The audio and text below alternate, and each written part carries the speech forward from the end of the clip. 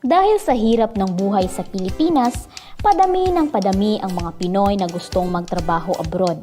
Sino ba naman kasi ang hindi gustong magtrabaho overseas? Ang laki na ng difference ng sahod na kikitain mo sa ibang bansa compared sa Pilipinas. Pwede ka pang kumita ng dollars. OFWs contribute a significant contribution sa ekonomiya ng Pilipinas dahil sa mga remittance na pinapadala nila. Kaya nga, kinikilala sila bilang heroes and warriors. Filipinos working abroad have only one goal in mind, ang magkaroon ng mas malaki at stable na income para mapaganda ang buhay ng kanilang pamilya. However, it's sad to say na maraming overseas Filipino workers ang matagal nang nagtatrabaho abroad pero wala pa ring ipon at walang naipupundar. It is possible na hindi nila mamamanage ang kanilang pera ng tama. Kaya, sa video na ito, pag-uusapan natin ang 6 na kadalasang money mistakes ng mga OFW at paano ito maiiwasan. Number 1. They spend to avoid looking bad. Image is very important sa ating mga Pinoy. Kaya, we always want to look good. Aba, nasa abroad na ako. Dapat mukha na akong yayamanin at sumasahod ng dollars. Kaya dapat branded ang mga gamit ko. Marami sa ating mga kapwa Pinoy ang hindi kayang tanggihan ang pagsuot at paggamit ng mga luxury items. Maaaring nangangarap silang makabili ng Gucci o Hermes bag, Tiffany bracelet, ang pinaka-latest na iPhone model o magkaroon ng pinakamalaking flat screen TV.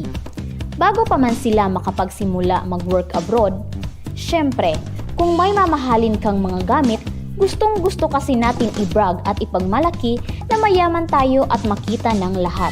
Ang sarap pa i-post yan sa social media para makita ng lahat ng haters mo na umaangat ka sa buhay. Kung ganito ang ginagawa mo, napaisip ka na ba minsan na sayang lang ang pera at pagod mo to impress other people? Dahil kahit anong gawin mo, laging may comment ang ibang tao. So just be you and enjoy the simple things in life. Focus on what is important, which is your family. Kaya ka nga nagtatrabaho abroad ay para sa pamilya mo, hindi para ipakita sa lahat na mayaman kang OFW. Number 2. Gustong tumulong sa lahat ng tao. Kung may problema sa pera si Ninang, si kamag-anak o si kapitbahay, nagiging problema mo na rin. Kaya kapag may issue sa pera, ikaw parati ang taya. Hindi masama ang pagtulong sa kapwa. It's our nature as Filipinos to help other people. Pero hindi na tama kung lahat ng problema sa pera ng mga kapamilya at kakilala mo ay ikaw ang aako. Lalo na kapag ang pagtulong sa iba ay nagkukos para ikaw ay walang ipon. Ako personally, may experience na may mga taong nagme-message sa Facebook Messenger and asking for emergency medical expenses at nanghihiram ng pera. Yung inaanak mo may sakit, baka makapagpahiram ka muna ng pera. Bro, si Paring June, nasa ospital, baka pwede ka naman magpadala ng pera. Pari, pwede bang mag-ask ng favor? Kulang kasi pera ko pang tuition ng anak ko. Sa aking mga kapwa OFW, kapag ganito ang nangyayari, most of the time, sige ang padala sa Pilipinas. Panay pa ang overtime sa trabaho para lang may extra money. Hindi ka superhero kaibigan. Better na mag-offer ka lang ng maliit na halaga. Huwag mong akuin ang lahat ng gastos. Para hindi ka financially burdened at stress na stress, kaka-work abroad, hayaan mo silang mag-comment at mag-complain. Ang responsibility mo ang buhay ng pamilya mo, hindi ang pamilya ng iba. Number 3. Willing na nag-iisang breadwinner ng pamilya.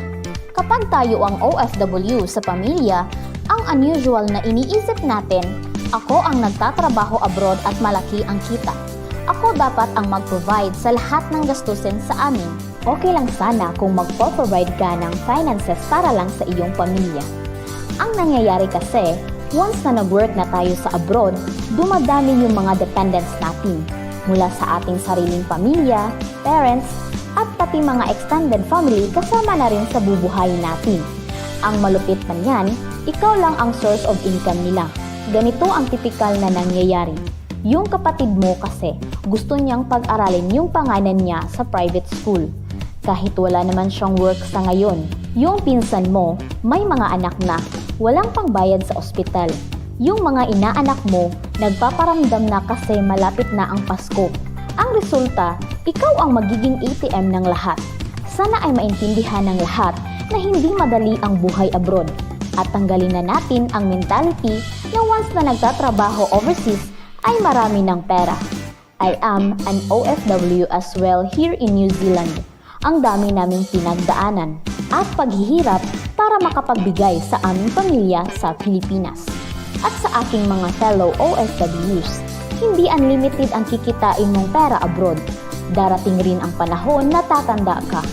Kaya, unahin mo ang pamilya mo at sarili mo. Huwag kang pakahiro, kaibigan. Number 4. Dinadaan sa paggastos kapag naho-homesick. May mga ilang OFWs na hindi mapigilan ng sarili sa excessive spending. Siguro dahil na rin for the first time, sobra-sobra ang pera na kinikita nila.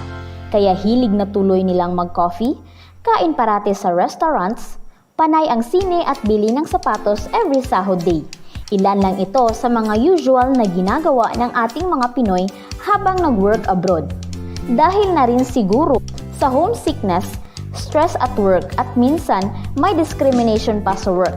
I understand na mahirap ang buhay OFW, pero kapag naging routine mo na ito, hindi magtatagal yung mga gastos mo. Hindi mo na rin kaya ang lahat bayaran. Kung talagang homesick ka at gusto mo nang umuwi sa Pilipinas, practice good money management. Save your money at i-invest. Para after a few years, pwede ka nang bumalik sa Pilipinas for good. Madaling maniwala sa mga rich quick investment schemes. OFWs are easy targets ng mga rich quick investment schemes ng mga to. Siyempre, dahil alam ng mga tao na to na may pera ang mga OFW. Unfortunately, marami pa rin sa atin ang naniniwala sa mga ito. Kahit marami ng mga nababalitang scams, masakit mang aminin. Pero impatient kasi tayong mga Pinoy at gusto natin ng easy money. Na-invite ka ng kakilala mo for coffee, pero ipupunta ka pala sa club nila na panay raw mga mayayaman. They'll offer a once-in-a-lifetime opportunity. At kapag nag-sign up ka, dudoble ang pera mo. I-introduce ka pa sa mga taong naging successful na, mga taong nakabili na ng bahay, meron ng sports car, at yung mga taong hawak-hawak ang pagkarami-raming pera at nakapost pa sa Facebook. Whoops! Bago mo ibigay ang pera mo, kaibigan, at dodoblihin na lang kapag nag-invest ka, do your research first. Huwag kang maniwala kaagad at magpadala sa iyong emosyon. Most of the time, if it's too good to be true. Scam yan. Saan ka nakakita ng investment o negosyo na dodoblihin pera mo nang wala kang ginagawa? Kung may 200% return pagkatapos lang ng ilang buwan, marami ng mga kapwa OFW natin ang hindi na mabawi yung perang pinaghirapan nila dahil isang mga investment scams na ito. Number 5. Hindi nagpre-prepare para sa pag-uwi sa Pilipinas. Akala ng mga kapwa natin OFWs, forever na sila mag-work abroad. Once na nakapag-work abroad ka, ang hirap i-let go. Mas mataas kasi ang sahod at iniisip natin na bata pa tayo at malakas. Marami ding opportunities while working in a different country. So bakit pa tayo uuwi? Minsan kasi, uuwi ka sa Pilipinas nang hindi inaasahan at wala sa plano. Maaaring maging redundant sa trabaho. Pwedeng ma-terminate ang job contract mo. May mga possibility rin naman na maaksidente ka sa work at maging disabled or unfit to work. In such cases, di man natin gusto, papauwiin ka sa Pilipinas kahit wala kang other source of income. Kaya I strongly recommend sa aking mga kapwa OFW na be prepared for this kind of situations. As they say, failing to prepare is preparing to fail.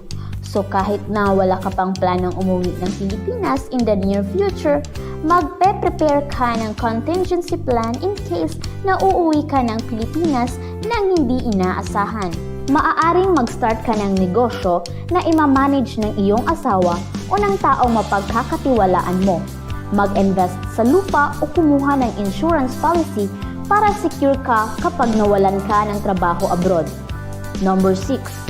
Nag-invest ng hindi pinag-aralan o ni-research. It's good that some OFWs na nag-iisip i-invest ang pera o magnegosyo bago pa magastos ang kanilang savings. Ang issue, dahil nag-work abroad, ang usual na nangyari, they end up na mag-invest o magtatayo sila ng negosyo na ini-introduce ng kapamilya o kaibigan nila.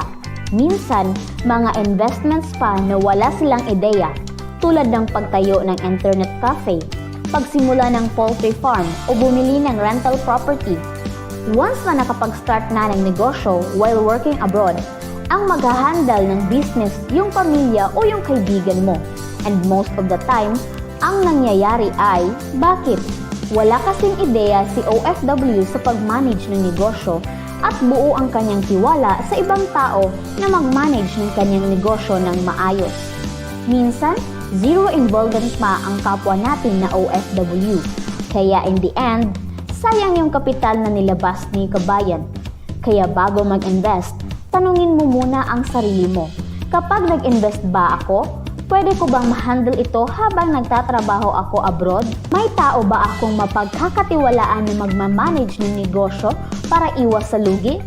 Napag-aralan ko ba na mabuti ang pros and cons ng business?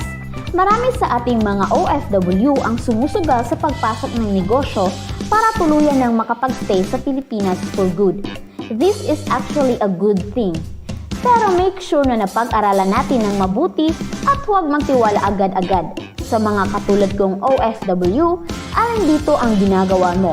I-comment mo naman sa ibaba at ating pag-usapan. Kung marami kang natutunan sa aming video at gusto mong ma-achieve ang financial success, make sure to subscribe sa aming channel for more videos like this.